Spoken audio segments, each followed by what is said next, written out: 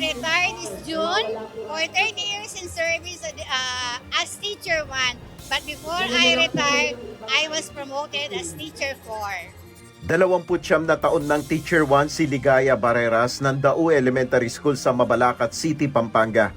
Sa matagal na panahon, ngayon lang sila nabigyan ng pagkilala at na-promote bilang Teacher 4. Ngunit sinabi ni Teacher Ligaya na hindi naman promotion ang habol niya, kundi magampanan niya ang kanyang sinumpaan tungkulin hanggang sa kanyang pagre-retiro sa Hunyo. Actually, I'm not after any promotion. Ang gusto ko lang lahat ng mga pupils na nanggagaling sa akin, I am after all the knowledge and the learnings na kailangan ibigay ko sa kanila. Ito rin ang pananaw ng gurong si June Cruz na 35 years ng Teacher 1 at ngayon lamang din na-promote na Teacher 4. Nagpapasalamat po kung may na maayos. Kumbaga, nabigyan po ng recognition lahat po ng guro para magkaroon naman po ng dignidad. Dalawa lamang sila sa halos 2,000 guro na na-promote at nanumpa sa tungkulin sa harap ni Pangulong Ferdinand Marcos Jr. sa San Jose del Monte, Bulacan kanina. Nagmula sila sa probinsya ng Bulacan at Pampanga. Ang seremonya ay bahagi ng malawakang implementasyon ng Career Progression for Public School Teachers and School Leaders Act. Ayon kay Pangulong Marcos, patuloy na gagawa ng paraan ng pamahalaan para marami pang guro ang tumaas ang posisyon.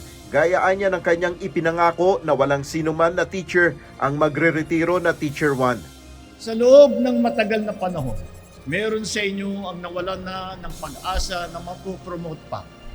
Dahil sa dami ng responsibilidad sa paaralan, sa komunidad, sa pamilya, nawalan na kayo ng oras na makuha ang mga requirement para sa promotion o di kaya ay wala nang aakitan pa sa inyong organisasyon. Inakala ninyo marahil na magre-retire kayong hindi nakakatikim ng ma-promote. Hindi ako papayag na hindi masuklian ang inyong sakripisyo.